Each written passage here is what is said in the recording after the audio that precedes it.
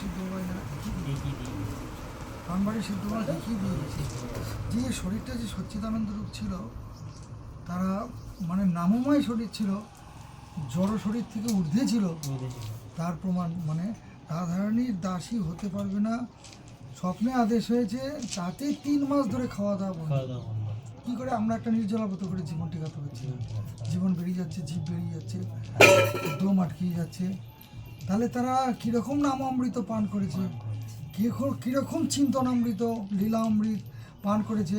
মানে এই যে কৃষ্ণ ভক্তি সুধাপনাদ দেহ দৈহিক বিস্মৃতি, মানে দেহটাকে ভুলে গেছে বলেই তো নাকি 3 মাস বসে আছে। দেহাবেশ থাকলে থরি পারে, দেহাবেশ থাকলে কী করে পারবে? তবে দেহাবেশ কিসে যাবে? নাম আনন্দ যতদিন না আসে দেহাবেশ যাচ্ছে না। যতদিন নাম অমৃত পান না হচ্ছে ততদিন দেহাবেশ থাকছে, ততদিন তো দেহাবেশ থাকবে। তবে নাম আনন্দ কেন আসছে না? জন্ম জন্মের প্রারব্ধ যতদিন খালি না আসছে, জন্ম জন্মের মানে কর্ম যতক্ষণ ক্ষয় না হচ্ছে। একটা ভাগবতের শ্লোক আছে না, বলছে না ওই যে বিদ্যতে হৃদয় গ্রন্থি ছিন্নতে সর্বসংশয়া ক্ষীয়ন্তে চাষ কর্মাণি দৃষ্ট এবাত্ম ঈশ্বর। মানে যতক্ষণ কর্ম ক্ষয় না হচ্ছে ততক্ষণ ভগবানকে দৃষ্ট হচ্ছে না। কর্ম মানে সেবা, মানে আমরা কি হচ্ছে জাগতিক কর্মটাকে ছেড়ে ভগবত কর্মে আমাদের লাগিয়ে আমাদের প্রারব্ধগুলোকে ক্ষয় করছি। আর যার প্রারব্ধগুলো ক্ষয় হয়ে গেছে সে নিরন্তর নাম আর চিন্তনে ডুবে যাচ্ছে, তার দ্বারা অন্য কাজ আর হবে না। তার এমন দৈন্য এসে যাচ্ছে, সে জগৎকে ভুলে যাচ্ছে, নিষ্প্রিয় হয়ে যাচ্ছে। এটা আমাদের সিদ্ধ বাবারা দেখিয়ে দিয়ে গেছেন, কৃষ্ণ নাম পরায়ণ নাম পরায়ণ। তো এইগুলো আমাদের দুজনের খুব আলোচনা হতো। তাহলে এরকম কি করে হব আমরা? তারপরে আবার একটা রূপ গোস্বামীপাদ বলেছে প্রাক্তনী সংস্কার আর আধুনিক সংস্কার। হ্যাঁ, তো প্রাক্তনী সংস্কার যদি শুদ্ধাভক্তির বাসনা থাকে, আবার এই জন্মের যদি শুদ্ধাভক্তির বাসনা থাকে, তবে দুটো মিলিত হয়ে তখন এই জন্মে প্রেম রস আস্বাদন করতে পারবে। নাহলে রতি স্তর পর্যন্ত যেতে পারবে, রতি স্তরের উপরে প্রেম স্তর, আর প্রেম হবে না। এখানে বলছে, বুঝেছেন? তা আবার বলছে কীরকম ভক্তি নির্ধূত দোষানাম, তোমার পূর্বজন্মে ভক্তি যাদন করে নির্ধূত দোষ হয়ে গেছে। প্রসন্ন উজ্জ্বল চেতসা, তোমরা চিত্তটা প্রসন্ন হয়ে গেছে। প্রসন্ন কি করে হয় মানুষের? ভগবানের নাম আর চিন্তনে ডুবলেই প্রসন্ন। কাম, ক্রোধ, লোভ, মোহ, মাৎসর্য, ক্ষোভ, জগতের সব প্রসন্ন, মানে একদম মানে রতি স্তরে আগের জন্মে পৌঁছে গিয়েছে। যারা যারা সিদ্ধ হয়েছে আগের জন্মে সব রতি স্তরেই পৌঁছেছিল, এই জন্মে এসে ওই রতি স্তর থেকেই শুরু করেছে। যার জন্য তাদের এত অনুরাগ ছিল না, ডাক্তারের কাছে গিয়েছে না, খাওয়া দাওয়ার প্রতি লোভ ছিল না, জগতের প্রতিষ্ঠা সম্মানের প্রতি কোনো আশা ছিল। যদি বলেন আপনার নাই, আমাকে যদি বলেন আপনার লোভ নাই, সব আছে, আমি যখন নিচ্ছি তাহলে আছে না। আপনি তো সেবায় করুন আর যাই করুন, কর্মক্ষয় হয়নি। সবচেয়ে বড় সেবা কি? হরিভজনই সবথেকে বড় সেবা। নাম আর চিন্তনে ডোবাটাই বড় সেবা। তাহলে আমি জানলে কেন ঢুকতে পারছি না? কি করে আমাকে পড়াপেক্ষা করে দিচ্ছে? কি করে আমাকে অর্থ না নিলে চলছে না? অর্থ নিলেই তো ভয় আসছে, অর্থটাকে জমাতে হবে, সেবা করতে হবে, কাকে দেবো। এগুলো তো অর্থের পিছনে আসে, কিন্তু এইখানে আরো একটা ব্যাপার আছে। যেমন ব্যাপার এটাই যে মানে ধরেন আপনার দ্বারা কিছু ধরেন যে সমস্ত সাধুর কিছু প্রয়োজন আছে, না এইগুলো প্রয়োজন সিদ্ধি তো হচ্ছে। এটা তো ঠাকুরজি নিজে তো ধরেন একজন সাধু, মানে কিছু সমস্যা প্রয়োজন সিদ্ধি করতে গেলে তো এখানে থাকতে হবে, আপনাকে দিয়ে করাচ্ছে। তাহলে তো আমাকে আমার কর্ম ক্ষয় হয়নি বলেই তো করাচ্ছে না। আপনি এই দেখেন, এইটা একটা তো এটা তো আপনি নিষ্কাম কর্ম করছেন। নিষ্কাম কর্ম করেন না, যাই কর্ম করেন আপনি, যতক্ষণ না পর্যন্ত অবিস্মৃতি কৃষ্ণ পাদারবিন্দ না হচ্ছেন ততক্ষণ পর্যন্ত এই জগৎ ছেড়ে যেতে পারছেন। তাহলে আমার কর্ম ক্ষয় হয়নি, তবেই তো মায়া শক্তি ঘাড়ে ধরে করাচ্ছে। বাবা এই কর্মটা তো বাবা সকাম কর্ম না, সকাম হোক নিষ্কাম হোক, একটা ঠাকুর মশাইকে তার মঞ্জুরি স্বরূপ প্রাপ্তি হয়ে যাওয়ার পর জীব গোস্বামীপাদ আদেশ দিয়ে মহাপ্রভু স্বপ্নে আদেশ করছেন, তারা গিয়েছেন, তথাপি তিনি দৈন্য করছেন। হ্যাঁ, শ্রী গোবিন্দ গোপীনাথ রাখো নিজে পদে এক কাম করছো এই জন্য লয়ে ফিরে নামাজতে বিষয়ে ভঞ্জায় নানা মতে। ওটা আগের, তারপরে বলছে অর্থ লাভ এই আসে, তারপরে বলছে ওটা গেল, তারপরে বলছে যে ভবকূপে দিলে কোটারিয়া, তাকে তো ভগবান আদেশ করে খেতড়িতে পাঠাচ্ছে, তো সাক্ষাৎ প্রেমের মূর্তি, তথাপি তিনি দৈন্য বলছেন। হ্যাঁ, তাহলে আমি কি করে বলবো আমার, তারা সিদ্ধ, নিত্য সিদ্ধ পার্ষদ,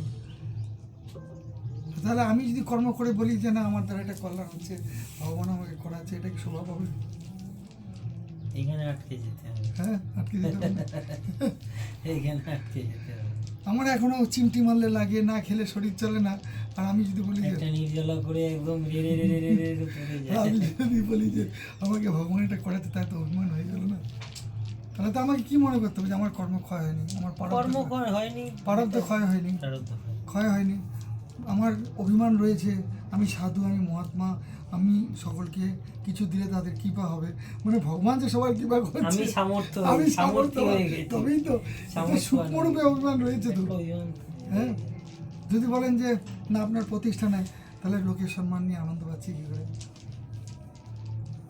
বিনা আনন্দে এইসব আপনার দৈন্যতা মাত্র। না, দৈন্যতা না, আমি যেটা সত্যি কথা আমি বলছি, এটা আমার আমরা না- শিক্ষার জন্য বলছেন, না, একদম না, এই কথাগুলো এক এক একদম পয়েন্টে 100% সূক্ষ্ম রূপে আমরা সূক্ষ্ম বিচারে, চিন্তা করি আমরা একদম সূক্ষ্ম বিচার। যে ভগবানের কোনো দোষ নাই, যে ভগবান আমাকে করাচ্ছে এই কথাটা ভাবাটাই ভুল। ভগবান কাকে দিয়ে করায়? যে নিত্য সিদ্ধ পার্ষদ, সে পার্ষদ হয়ে গিয়ে দৈন্য করছে, আর আমি যদি বলি আমাকে দিয়ে ভগবান কাজ করাচ্ছে, কাজ করাচ্ছে। তাহলে এটাকে মানে এটা কি ঠিক হলো? হ্যাঁ, এটা সিদ্ধান্ত হলো না। সিদ্ধান্ত হলো না। হ্যাঁ, যদি বলেন যে আপনি তো পয়সা নিচ্ছেন, আপনার কোনো মোহমায়া নেই, এই পাখা চালিয়ে দাও, বন্ধ করে দিচ্ছি। আচ্ছা আচ্ছা, তো বুঝলি, আমাকে পয়সা নিতে হচ্ছে, আমি আগে তো আমি পয়সা ছুতাম না, হ্যাঁ। তাহলে আমি এখন পয়সা ছুটছি, কেন ছুটছি? না, শরীর পড়াপেক্ষা হয়ে গেছে, সবাইকে নিয়ে আমাকে চলতে হবে, তাহলে আমার ভালো মন্দ যখন আমি দেখবো, তাহলে সবার ভালো মন্দ আমাকে দেখতে হবে, তাহলে কর্ম ক্ষয় হয়নি বলি তো। আমি যদি বাচ্চা ছেলে হয়ে যেতাম, বালক হয়ে যেতাম, রাধারানীর দাসী হয়ে যেতাম, তাহলে সংসারটা তো ভগবানই চালাচ্ছে, আমি মরে গেলেও চালাবো। হ্যাঁ, তাহলে আমি যদি মনে করি আমি, আমার কি প্রয়োজন আছে? তাহলে আমি যদি মনে করি আমি পয়সাটা নিচ্ছি বলে জগতের সকলের কল্যাণ হচ্ছে, এটা হওয়াটা ভুল, দৈনের হানি হয়ে গেল। এটাই যে আমার প্রারব্ধ মনে করতেই হবে, আমার এখনো বিষয় আসক্তি যায়নি মনে করতে হবে। যে আপনার কাছে ধরেন পয়সা আসছে, তার মানে এটা জানতে হবে যে আমার বিষয় শক্তি যায়নি, না, বিষয় আসক্তি আছে বলেই ভিতরে পয়সা আছে বলেই আসছে। আসছে। আমাকে যদি একটা বলে আচ্ছা, যে ধরেন যে সাধক স্বীকার করে না, যে এই স্বীকার না করার পিছনে একটা অভিমান আছে, অভিমান আছে। আমি পয়সা নেই না, আমি না, পয়সা ছুঁই না। না না, পয়সা ছুঁই না, ওটা অভিমান নয়।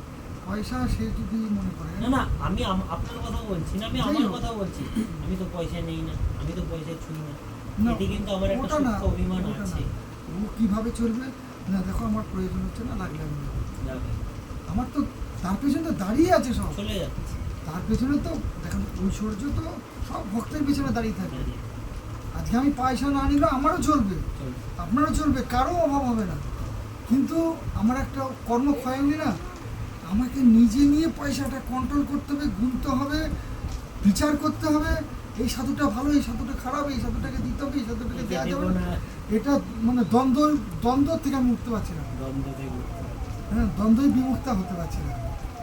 হ্যাঁ, দ্বন্দ্ব হতে পারছি না। এই সাধুটা ভজন করে, এই সাধুটা ভজন করে না, একে দেবো, একে একে দেবো দেবো না। এটা দুটো পরিক্রমা দেয়, একে দিতে হবে, আর একটাতে দেবো। একটাতে দেবো না, আর এই কি দেয় পরিক্রমা না, একে দেবো। একে দেবো না, তাহলে দ্বন্দ্ব হয়ে গেল, বিচার এসে যায়। বিচার এসে যাচ্ছে না, তাহলে আমি কি করে রাধারানীর দাসী হয়ে যাবো?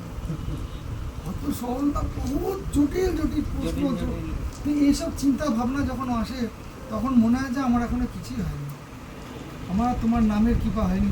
যদি নামের কৃপা হয়, নাম করতেই ভগবানের রূপ গুণ লীলা আসবে, আর আমার স্বরূপ জাগরণ হবে, আমি তাতে ডুবে যাব তার মধ্যে। আমাকে বাচ্চা ছেলে মনে করবে বাবাকে দিয়ে কী হবে, বাবা টাকাটা দিয়ে কী করবে, বাবা তো এখনো চিন্তাই করে না, বাবা তখন বলবে বাবা আমাকে আশীর্বাদ দাও, আর টাকা পয়সা দিয়ে আর ঝামেলা করবে না। তাহলে আমার মন লাগে না, বিচার আছে, বুদ্ধি আছে, জ্ঞান আছে, কর্ম করার ইচ্ছা আছে। রাধারানী কাকে দিয়ে কাজ করায়? জগতের একটা মা বাপ যখন বুদ্ধিমান ছেলে হয় তাকে দিয়ে কাজ করায়, আর বাচ্চা ছেলেটাকে কোলে নিয়ে রাখে, ওর বুদ্ধি নাই তো। আপনাকে আমাকে ভজন করে যখন কোনো বুদ্ধি নাই রাধারানী ছাড়া, তখনই তো আপনি মায়ার থেকে বাঁচতে পারবেন। হ্যাঁ, তার আগে মায়ার থেকে কী করে বাঁচবেন? তাহলে সর্বভূতেষু অপশ্যাৎ হলো না। হ্যাঁ, শিয়ারাময় সব জগৎ জানি, যা যা নেত্য পড়ে তাই কৃষ্ণ হচ্ছে না। খুব কঠিন চিন্তা করে দেখেছি যে বহুত কঠিন। বহুত কঠিন ভগবত সিদ্ধান্তে গেলে তো কঠিন, এটা সত্যি। এখন যেটা সিদ্ধান্ত সেটা সিদ্ধান্ত, তাহলে এটা আমার সবার জন্য হ্যাঁ সবার জন্যই একদম। হ্যাঁ, তাহলে আমাকে এখন তীব্র ভজন করা ছাড়া, তীব্র চেষ্টা করা ছাড়া, তীব্র অনুরাগ ছাড়া, ধৈর্য ছাড়া কোনো রাস্তা নেই।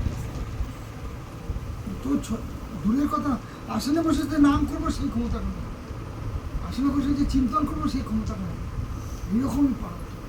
সেই জন্য তো রাস্তায় ঘুরে ঘুরে বেড়াচ্ছি।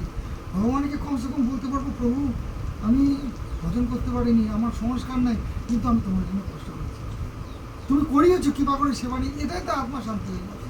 আর যদি ভজন করতে হয় তাহলে বৈরাগ্য করে ভজন করা, সর্ব বিষয় ত্যাগ করিয়ে দাও। নির্মাণ মহা চিত্তসঙ্গ দোষা আধ্যাত্ম নিত্যা নিমিত্ত কাম দ্বন্দ্বই বিমুক্তা সুখ দুঃখ সঙ্গই, এটা ভগবত প্রাপ্তি লাভ। মোহ কোথা থেকে গেছে, কোথা থেকে মোহ গেল? একটা বড় সেটে সে টাকা দিলে তাকে মাথায় হাত বুলিয়ে আশীর্বাদ দাও, এই ওকে কি খাওয়াবা দাও, এটা খুব ভালো। আর যে দিচ্ছে না তাহলে দিচ্ছে না, এই তাদের যাও যাও যাও যাও যাও, এখান থেকে সময় নষ্ট করে সময় নষ্ট করতে, ভজন করতে হবে। প্র্যাকটিক্যাল আমি নিজেকে দিয়ে এগুলো প্র্যাকটিক্যাল এক্সপেরিয়েন্স, এগুলো আমি নিজেকে দিয়ে চিন্তা করি আমরা। আর এগুলোই সত্যি চরম বাস্তব, আমার রূঢ় বাস্তব। রাধাকুণ্ডের ঘাটে একটা মাইয়া বাবা বাবা করছে, আমার তাকাতেই ইচ্ছা করছে না, মুখে কিছু বলতে পারছি না। আমি যে 500 টাকা দুটো নোট দিয়েছে, তখন দুটো তাকালাম, একটা হাসি মুখ দেখালাম, পরের দিন এসেছে আবার হাসি মুখ দিল, ওই মায়েরা টাকাটা দিয়েছে। আমি নিজেকে না খুব বিচার করি, হ্যাঁ, আমি বলি প্রভু তোমার মনে এখন ডেঞ্জার আছে, ডেঞ্জারাস মনে হ্যাঁ, তাহলে আগে হও মুক্ত সর্ববন্দনাথ, তবে সহিতে পারে শ্রীকৃষ্ণের দাস। তো আমার মায়ার দাস এখন হয়ে যেত, নির্মাণ মহাজিত সঙ্গ দোষা হয়নি। এখন এগুলো হচ্ছে সাধকদের জন্য, মহাপুরুষদের জন্য না। যেমন ঠাকুর মশাই, উনি নিজে দৈন্য করতে পারেন, কিন্তু ওনার জন্য নয়। এগুলো সাধক সবসময় নিজেকে বিচার করে, দৈন্য করেছেন আমাদের জন্য দৈন্য করে, আচরণের জন্য। আমাদের আচরণের জন্য দৈন্য করে।